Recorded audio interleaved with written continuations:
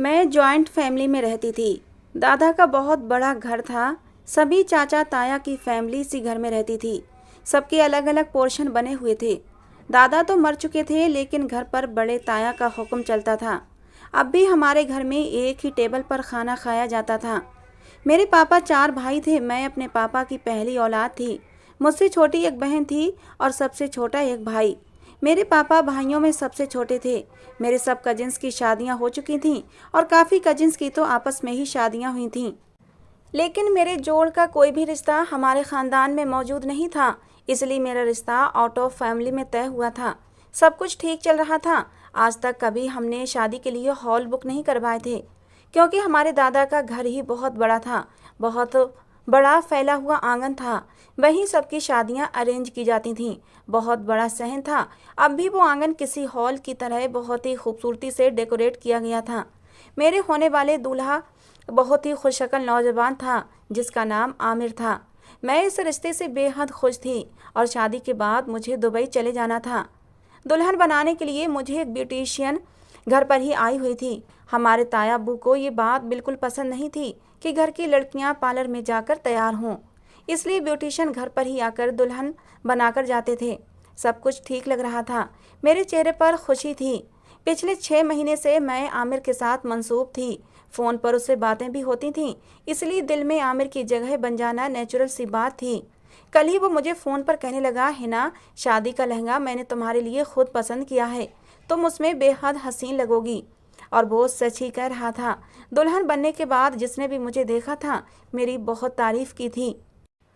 मैं दुल्हन बनी बाहर स्टेज पर बैठ गई थी। मेरे सब कजिन्स ने ये इंतजाम किया था कि निकाह से पहले बीच में एक बारीक सा नेट का पर्दा लगवाया जाएगा और निकाह के बाद उस पर्दे को हटा दिया जाएगा, इसलिए दोनों तरफ स्टेज बने हुए थे। मेरी सारी कजिन्स और सहेलियां मुझे आमिर के नाम पर परेशान कर रही थीं। दुल्हन बने हुए मुझे 2 घंटे गुजर चुके थे। अब तो सब लोग ही बारात के आने का बेसब्री से इंतजार कर रहे थे, क्योंकि रात के 11 बज गए थे। मेरे पापा ने कई बार मेरे ससुर को फ़ोन किए थे, लेकिन वो लोग बस यही कह रहे थे कि बस अभी हम निकलने ही वाले हैं। आपको तो पता है ऐसे कामों में देर हो जाती है। लेकिन 11:30 होने के बाद तो मेरे पापा को गुस्सा आने लगा। कहने लगा, हमने आपसे पहले ही कहा था कि हमारे घरों में वक्त की बहुत पाबंदी की जाती है। और उसके बाद जो बात मेरे होने वाले ससुर ने बताई थी, उसने तो जैसे हम सब पर कयामत ही तोड़ कर रख दी थी। वो कहने लगे, हम खुद बहुत परेशान हैं, ना जाने आमिर कहाँ चला गया है। हमें कब से उसी का इंतजार है। हम तो 10 बजे ही बारात लेकर निकल जाते, लेकिन आमिर कुछ देर का कहकर गया था और अभी तक लौटा नहीं है। उसका फ़ोन भी बंद जा रहा है। जैसे ही वो आता है हम बारात लेकर पहुंच जाएंगे। लेकिन ये देर तो लंबी से लंबी होने लगी थी। धीरे धीरे रात का 1 बज गया था। लोगों में अब बातें होने लगी थीं कि ज़रूर कोई गड़बड़ है। मेरा दिल यूं था कि सूखे पत्ते की तरह कांप रहा हो।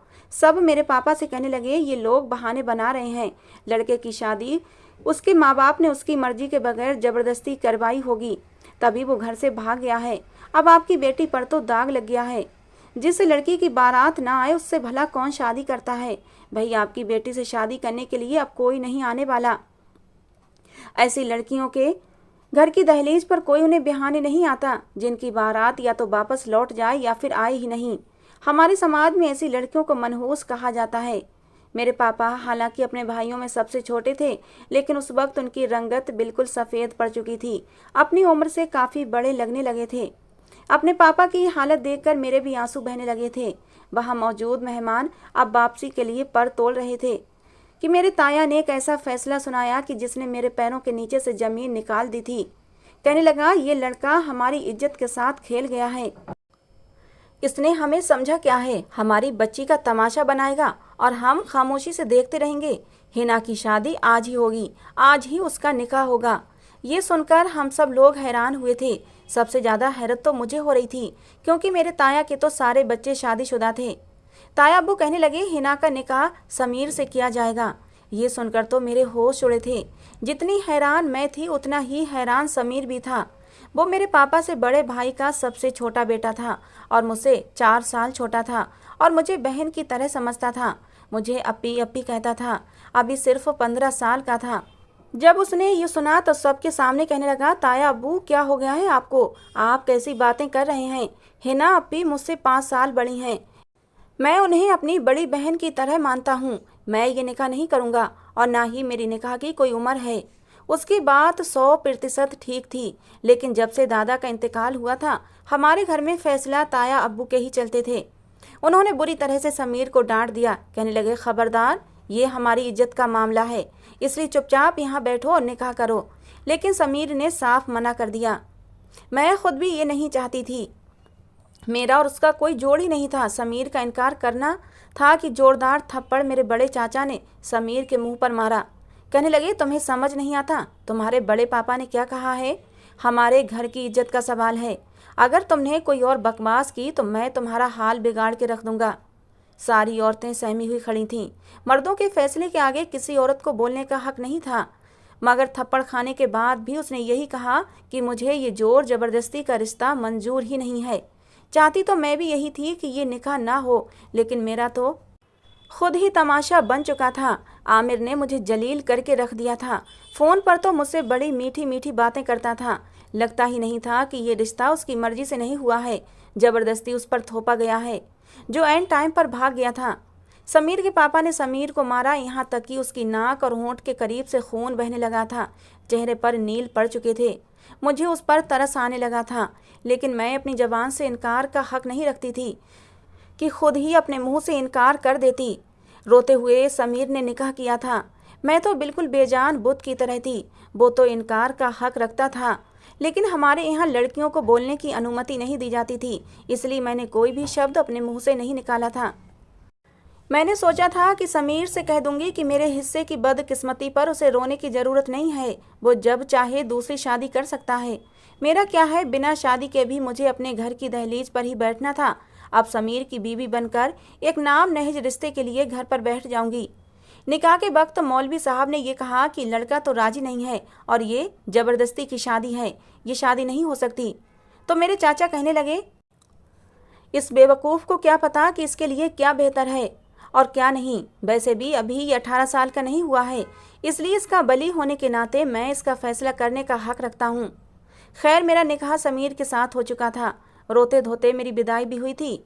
बदनामी तो हो ही चुकी थी, बस एक इज्जत की चादर से ढाँप कर मुझे मेरी माँ ने समीर के साथ विदा कर दिया था। जैसे ही मैं समीर के कमरे में जाकर बैठी, बड़ी चाची यानी कि समीर की माँ मेरे पास आई और कहने लगीं, बड़े भाई साहब भी बड़े ही जज्बाती हैं। हमें भी तुम्हारी बारात के ना आने का बेहद दुख और अफसोस है, लेकिन तुम खुद सोचो, मेरे बच्चे का इसमें क्या कसूर था? वो तो अभी 11वीं क्लास में पढ़ रहा था और भाई साहब ने किस तरह से उसके साथ ज़बरदस्ती करके निकाह करवा दिया। मेरे बच्चे का सारा चेहरा मार मार कर सुझा दिया है। चाची के शिकवे जारी थे, लेकिन मैं क्या कह सकती थी? एक ज़बरदस्ती का बांधा गया रिश्ता था। और उसके बाद जो बात चाची ने मुझसे कही थी, मेरी तो आंखें शर्म से झुक गई थीं। उस बात को सुनकर मेरा जी चाहा ये ज़मीन फटे और मैं उसमें समा जाऊं। चुल्लू भर पानी में डूब मरना किसे कहते हैं, शायद उस वक्त मुझसे बेहतर कोई नहीं जानता होगा। चाची कहने लगी, मेरा बेटा हर बात से अनजान है। मुझे तो लगता है अभी तक ठीक से जबान भी नहीं हुआ। उसे नहीं पता सुहागरात में क्या करते हैं, इसलिए तुम भी उससे दूर ही रहना तो ज़्यादा बेहतर है तुम्हारे लिए। मुझे तो लगता है तुम्हें कुछ साल इंतजार करना पड़ेगा। ये कहकर चाची कमरे से बाहर चली गई थीं और मेरी आंखों से आंसू बहने लगे थे। क्या यही सुनना रह गया था मेरे नसीब में? कुछ ही देर में समीर बड़े गुस्से से कमरे में दाखिल हुआ था। पूरे कपड़े मिट्टी से सने हुए थे, क्योंकि बड़े चाचा ने उसे बहुत मारा था। कुछ दिन पहले ही तो वो मुझसे कह रहा था, अपी बताए ना आपके निकाह पर मैं कौन से कपड़े पहनूं। और उसने मेरी शादी पर ढेर सारे कपड़े खरीदे भी थे। मेरा हाथ पकड़कर मुझे अपने कमरे में ले गया था। उसकी उम्र तो 15 साल की थी, लेकिन सेहत काबिले रश्क थी। डील डॉल अच्छा था, कद में भी ऊंचा था। मैंने कहा, कहाँ ले जा रहे हो समीर, छोड़ो मेरा हाथ। पता है ना मैं मायों बैठी हुई हूँ। अगर अम्मी और चाची को पता चला तो मुझ पर बहुत नाराज़ होंगी। कहते हैं मायों वाली लड़की को कमरे से बाहर नहीं निकलना चाहिए। और तुम हो के? वो कहने लगा कि सब लोग शॉपिंग पर गए हैं और अभी मुझे बताओ कि मुझे तुम्हारे किस किस फंक्शन पर और कौन कौन से कपड़े पहनने हैं। तुम्हें तो पता है ना, तुम बताती हो मैं ही पहनता हूँ। समीर मेरे छोटे भाई हैदर से बहुत अच्छी दोस्ती थी। दोनों ही हम उम्र थे, इसलिए जब भी मैं हैदर की शॉपिंग के लिए जाती, समीर भी मेरे साथ ही जाता था। उसे मेरे पसंद किए हुए कपड़े बहुत अच्छे लगते थे। हमेशा कहीं भी जाना होता तो मुझसे ही पूछता था, और अभी भी वो मुझे अपने कमरे में ले गया था। अपना वार्डरोब खोलकर सारे हैंग किए हुए कपड़े उसने बेड पर फैला दिए थे। फिर मुझसे पूछने लगा, बताओ ना पी, तुम्हारी बारात पर क्या पहनूं? वाइट कलर का 3 पीस सूट पहनूं या फिर ये ब्लैक कलर का पहन लूं? मैंने कहा कि दुल्हन के भाई हो तो तुम्हें वाइट कलर ही पहनना चाहिए, और फिर हैदर भी यही पहन रहा है। मेरी बात सुनकर वो मुस्कुराने लगा, कहने लगा ठीक है। फिर उस सूट को अपने साथ लगाकर खुद को आईने में देखते हुए कहने लगा, देख लेना, दूल्हा से ज़्यादा स्मार्ट लगूंगा। अपना फर्जी कॉलर खड़ा करते हुए वो मुझे तंग करने लगा था। मैंने कहा, मुंह धो लो अपना, दूल्हा से ज़्यादा अच्छा लगूंगा। मैंने मुंह टेढ़ा करते हुए उसकी नकल उतारी और वापस अपने कमरे में जाकर बैठ गई। लेकिन मुझे क्या पता था मेरी किस्मत में ये सब होने वाला है। समीर जैसे ही कमरे में आया था, चिल्लाकर मुझसे कहने लगा, मुझे उम्मीद नहीं थी अप्पी कि आप भी चुपचाप निकाह कर लोगी, इनकार क्यों नहीं किया तुमने? ये बात उसने चिल्लाते हुए कही थी। मैंने कहा, क्या तुम्हारी किसी ने सुनी थी समीर? हमारे बड़े बुजुर्ग कब हमारी बात को अहमियत देते हैं? तुम्हारे मना करने पर तुम्हें क्या मिला बताओ? शक्ल देखो अपनी आईने में, जो हाल तुम्हारा हुआ है ना, वही हाल मेरा होता। उसके बावजूद भी ताया हमारा निकाह करवा देते, जैसे अब करवाया है। मेरी बात सुनकर कहने लगा, अल्लाह करे ताया अब्बा मर जाएं। मैंने समीर के मुंह पर हाथ रख दिया। मैंने कहा, समीर ऐसा नहीं कहते। लेकिन वो गुस्से से बिखरा हुआ था। कहने लगा, ऐसा भी होता है कहीं? बारात तुम्हारी नहीं आई और दूल्हा तुम्हारा नहीं पहुंचा और निकाह मेरा पकड़ के करवा दिया। यूं भी जबरदस्ती के रिश्ते किए जाते हैं भला? मेरी कोई उम्र थी शादी की? मैंने तो तुम्हें हमेशा बड़ी बहन की तरह समझा है। अब भी कहता हूँ मैं तुम्हें, ताया अब्बा को ये भी शर्म नहीं आई कि वो क्या कर रहे हैं? पकड़कर मुझे अपनी ही बहन का पति बना दिया। लानत है हमारे घर के बुजुर्गों पर बात तो उसकी ठीक थी। मुझे उसकी बात सही लग रही थी, क्योंकि मैंने कभी हैदर और समीर में फ़र्क नहीं समझा था। वो तो मुझसे ट्यूशन पढ़ने भी आया करता था और मैं उसके कान तक खींच देती थी। जब वो टेस्ट याद नहीं करता था तो मैं उसकी अच्छी खासी खिंचाई कर देती थी। और अब ताया अब्बा के जज्बाती फैसले ने तो हमें एक दूसरे से नज़रें मिलाने के काबिल नहीं छोड़ा था। दूसरी तरफ मेरे दिमाग में तो अभी तक ये उलझन नहीं सुलझी थी कि आखिर आमिर ने मेरे साथ ऐसा क्यों किया, क्यों उसने मेरी ज़िंदगी बर्बाद करके रख दी थी। मैं यही सोच रही थी जब समीर की आवाज़ पर चौंकी थी। समीर ने कहा कि तकिया पकड़ो और जाकर सोफे पर सो जाओ, क्योंकि मुझे अपने बेड पर सोने की आदत है। खैर, मैंने तकिया पकड़ा और सोफे पर जाकर लेट गई। क्या कुछ नहीं सोचा था मैंने अपनी शादी के हवाले से? कितने सपने सजाए थे मैंने अपनी शादी के लिए। कोई बिना वजह बताए इतनी बड़ी सजा कैसे दे सकता है जो आमिर ने मुझे दी थी। अगले दिन रात को ताया अब्बू ने समीर को अपने कमरे में बुलाया था। लगभग 2 घंटे के बाद वो कमरे में वापस आया था और बड़े गुस्से में था। मैंने कहा, क्या हुआ? ताया अब्बू ने तुमसे जो क्या कह दिया जो तुम इतने गुस्से में हो? वो कहने लगा, साला बुढ़ा सठिया गया है इस उम्र में, लेकिन मैं वो सब कभी नहीं कर सकता जो ताया मंसूर अली चाहता है। समीर इस कदर गुस्से में था कि ताया अब्बू के बारे में बात करते हुए सारे अदब लिहाज भूल गया था। मैंने कहा, समीर इधर बैठो। मैंने उसे बाजू से पकड़ा और सोफे पर बैठा दिया। पानी का गिलास उसे दिया। पानी पीने के बाद ही वो कुछ नॉर्मल हुआ था। मैंने कहा, अब बताओ क्या कहा है ताया अब्बू ने? कहने लगा, ताया अब्बू कहते हैं अगले हफ्ते तुम्हारा वलीमा है, इसलिए अपना वलीमा पक्का करने के बारे में सोचो। अब तुम्हारी शादी हिना से हो गई है तो वो तुम्हारी बीबी है और तुम दोनों के बीच में अब कोई दूरियां नहीं रहनी चाहिए। उसकी बात सुनकर तो मुझे भी ताया अब्बू की सोच पर अफसोस हुआ था। समीर की हालत ऐसी थी कि वो अभी रो देगा। मैंने कहा, तुम फिक्र मत करो, हम ऐसा कोई भी रिश्ता नहीं निभाएंगे। वो कहने लगा, मैं निभा भी नहीं सकता। मैं सोच रहा हूँ यहाँ से भाग जाऊँ अप्पी, आप ही सबको समझाएं। इन सब की बातें मुझे पागल कर देंगी। वो 15 साल का लड़का रिश्ते की नजाकत को समझ ही नहीं पा रहा था और हमारे घर के बुजुर्ग उससे जो कह रहे थे वो सरासर गलत था। मैंने कहा, तुम ताया अब्बा से कुछ मत कहना, सबके सामने यही जाहिर करना कि हम दोनों में सब कुछ ठीक है। बस कमरे के अंदर हम एक अच्छे दोस्त की तरह रहेंगे जैसे पहले रहते थे। मेरी बात सुनकर वो मेरी बात मान गया था। लेकिन कुछ दिन बाद जब वो कॉलेज जाने के लिए तैयार हुआ तो ताया अब्बा का एक नया हुक्म आ गया। कहने लगे, समीर आज के बाद तुम कॉलेज नहीं जाओगे। सब लोग नाश्ता कर रहे थे, मैं समीर के साथ ही बैठी हुई थी। वो कहने लगा, क्यों ताया अब्बू? मेरे पेपर होने में बस कुछ ही महीने रह गए हैं। वो कहने लगे, अब तुम शादीशुदा हो, तुम्हारे सर पर हिना की जिम्मेदारी आ चुकी है, इसलिए आज से तुम हमारे साथ फैक्ट्री जाओगे और सारे वर्कर्स से काम करवाओगे। बाकी के मामले भी तुम्हें फैक्ट्री जाकर बता दिए जाएंगे। पहली बार मैंने ताया अब्बा की बात पर मुंह खोला था। मैंने कहा, बड़े अब्बा, ये तो ज्यादती होगी। आपने जो फैसला हमारे लिए किया हमने वो स्वीकार किया है, लेकिन प्लीज समीर को अपनी पढ़ाई पूरी करने दें। मेरी बात सुनकर ताया अब्बू मुझ पर भड़कने लगे। कहने लगे, यहाँ लड़कियों को ऐसी इजाज़त नहीं कि बुजुर्गों को अपने मशवरे दें। उसे पढ़ना है तो प्राइवेट पढ़ ले, लेकिन आज से ये फैक्ट्री जाएगा, कॉलेज नहीं जाएगा। खैर, समीर कॉलेज के बजाय फैक्ट्री जाने लगा।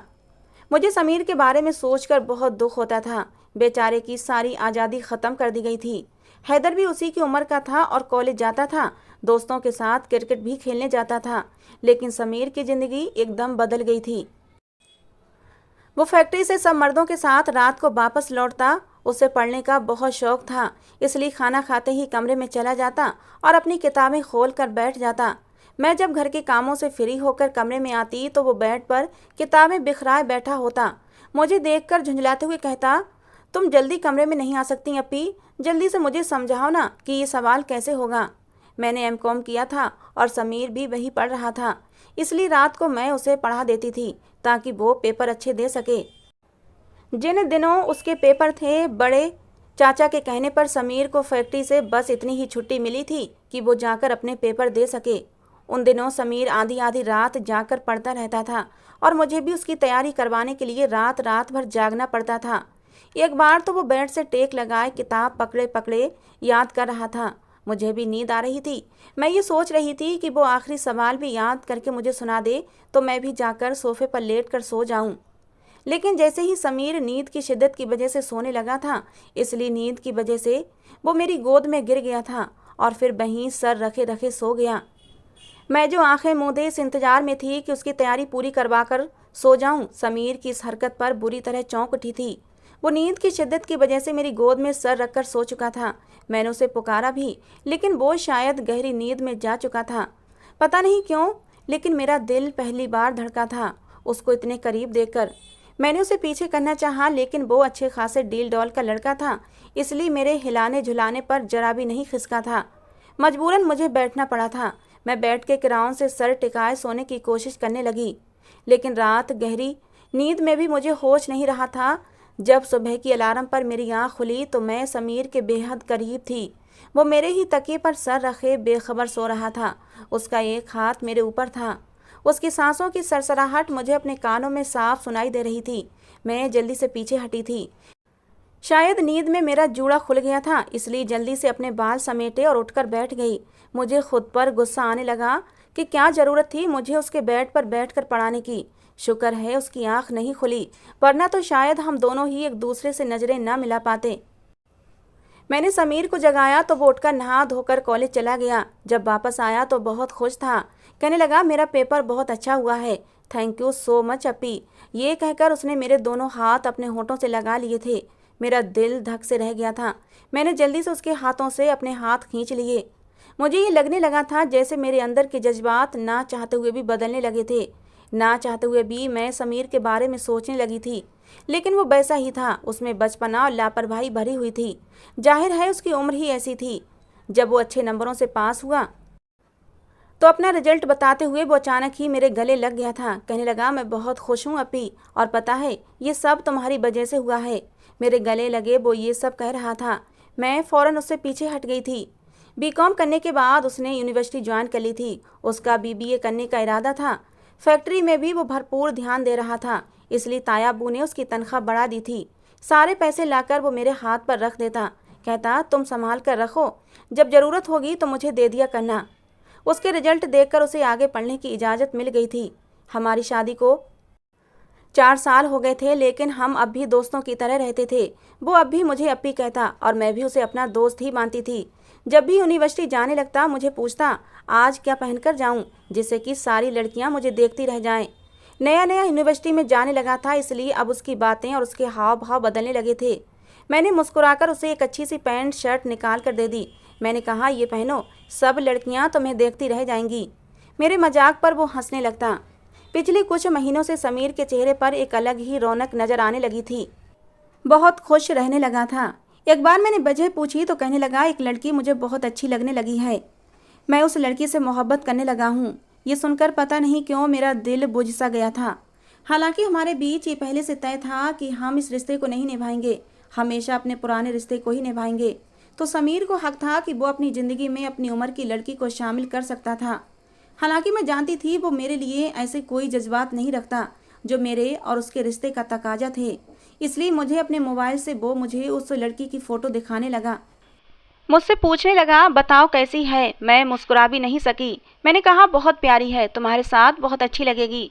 कहने लगा, अपी तुम्हें क्या लगता है ताया अब्बू मान जाएंगे, कोई फसाद तो नहीं करेंगे ना। मैंने कहा, तुम फैक्ट्री से जो कमाते हो उन पैसों से इंस्टॉलमेंट में एक फ्लैट खरीद लो। जब तक तुम्हारी पढ़ाई का सिलसिला पूरा होगा तब तक वो फ्लैट तुम्हारी मिल्कियत हो जाएगा।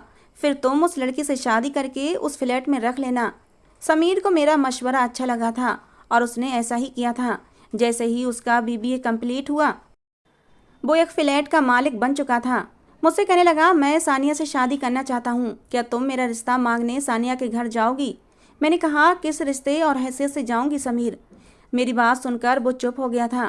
कहने लगा, यही तो मसला है, मैं सानिया को तुम्हारे और अपने रिश्ते के बारे में बता नहीं सकता, फिर वो मुझसे शादी नहीं करेगी। वो कहने लगा, अगर तुम एक बार सच छुपाकर मेरा रिश्ता सानिया से तय कर दो तो यकीन मानो एक बार सानिया से शादी होने के बाद मैं मम्मी पापा को मना लूँगा। खैर, समीर के कहने पर मैं सानिया के घर गई थी। समीर का रिश्ता मांगने मैं समीर की कजिन की हैसियत से गई थी और रिश्ता भी पक्का कर आई थी। जब उन्हें ये मालूम हुआ कि समीर सानिया को शादी के बाद अलग घर में रखेगा तो उन्हें कोई ऐतराज़ नहीं हुआ था। उन्हीं दिनों मेरा बीपी हाई रहने लगा था, मेरे सर में दर्द भी रहता था। औरत के लिए शब्द सौतन शायद हमेशा ही दर्द का कारण बनता रहा है। ऐसी ही तकलीफ से मैं भी गुजर रही थी। मेरी तबीयत ज़्यादा ही ख़राब हुई तो समीर मुझे डॉक्टर के पास लेकर गया। मुझे ब्लड प्रेशर की मेडिसिन दे दी। मैं समीर के साथ अस्पताल से बाहर जाने लगी कि अचानक से एक व्हील चेयर मेरे सामने आकर टकराई थी। व्हील चेयर खींचने वाला वार्ड बॉय मुझसे बार बार माफ़ी मांगने लगा। वो थोड़ी देर बाद जा चुका था, शायद किसी मरीज को लेकर जा रहा था। लेकिन जैसे ही मेरी उस पर नज़र पड़ी मेरे होश उड़ गए थे। व्हील चेयर पर बैठा हुआ कोई और नहीं बल्कि आमिर था, जो मुझे हैरत से देख रहा था। मुझे देखते ही व्हील चेयर से खड़ा हो गया। कहने लगा, है ना तुम। मैंने कहा, आमिर तुमने मुझे बेमौत मार दिया।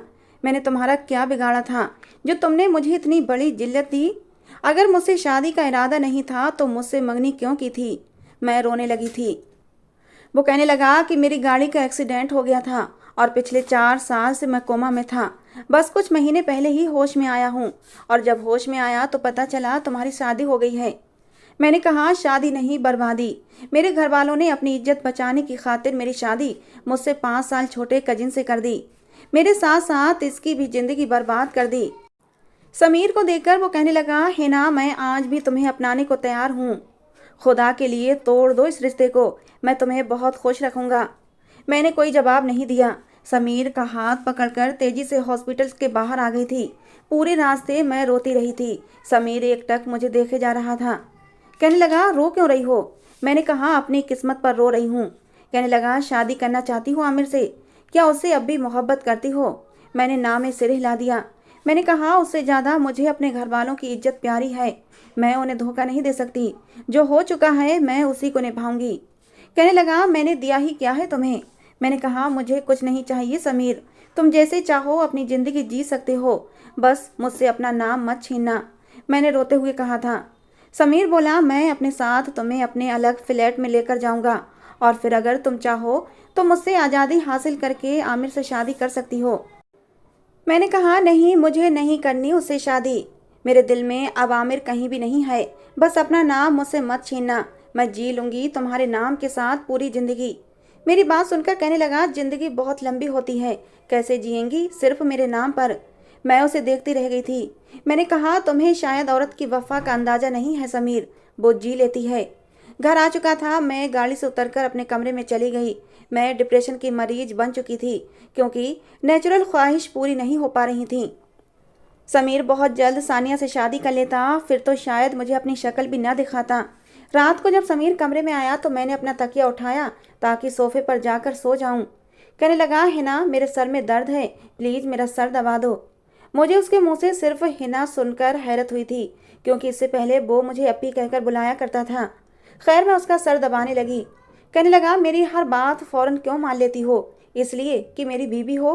पहले तो मुझे डांट भी देती थी, मेरे कान भी खींच लेती थी, लेकिन अब तो मेरी छोटी से छोटी बात भी मान लेती हो, इनकार नहीं करती हो। आखिर क्यों?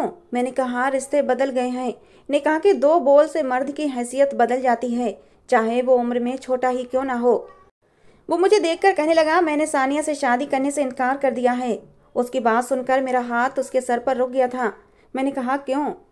कहने लगा, उससे कोई भी शादी कर लेगा। मैं जानता हूँ वो मुझसे इतनी मोहब्बत नहीं करती कि मेरे बगैर मर जाएगी, ना ही शायद मुझे उससे इतनी मोहब्बत है। मैंने कहा, फिर भी तुम्हें हक है अपनी ज़िंदगी अपनी मर्जी से जीने का। वो कहने लगा, और तुम्हें? तुम सिर्फ कुर्बानी के लिए रह गई हो। हिना, बोलो, जवाब दो। उसने मेरे दोनों हाथ थाम लिए थे और उठकर भी बैठ गया था। कहने लगा, आज मैं कामयाबी के जिस मकाम पर खड़ा हूँ सिर्फ तुम्हारी वजह से हूँ। ताया अब्बू के गलत फैसले पर नुकसान मेरा नहीं तुम्हारा भी हुआ था, फिर मैं क्यों तुम्हारी ज़िंदगी को सजा बनाऊं? इतना भी पत्थर दिल नहीं हूँ मैं। ये कहकर उसने मेरे दोनों हाथ अपने होठों से लगाए थे। मेरा दिल जोर से धड़का था। मेरे नाम के साथ तुम मेरे साथ ज़िंदगी गुजारने की भी हकदार हो, ये कहकर उसने मेरे बालों को क्लेचर से आज़ाद किया था। मुझे बड़ी मोहब्बत से देख रहा था। कहने लगा, मुझे अंदाज़ा नहीं था हिना कि तुम्हारे बाल इतने हसीन हैं। तुम बहुत अच्छी हो हिना। जानती हो, मर्द को औरत का हुस्न शायद इम्प्रेस करता होगा, लेकिन उसकी वफ़ाएं उसे ख़रीद लेती हैं, और तुम्हारी वफ़ा ने मुझे ख़रीद लिया है। ये कहकर समीर मेरे करीब आ गया था और मुझे बाहों में समेट लिया था। मेरे रोते सिसकते दिल को एकदम सुकून आ गया था और मैंने सुकून से अपना सर समीर के चौड़े सीने से टिका दिया था। निकाह के रिश्ते की हकीकत का अंदाज़ा समीर को शायद अब हो चुका था। आपका क्या ख्याल है? क्या वाकई औरत की वफ़ा मर्द को ख़रीद लेती है? मर्द औरत की वफ़ा से यूं ही पिघल जाता है जैसे कि समीर? दोस्तों, आज की कहानी कैसी लगी ज़रूर बताना। पसंद आई हो तो प्लीज़ लाइक करना। रोज़ एक नई कहानी सुनने के लिए हमारे चैनल को भी सब्सक्राइब करना।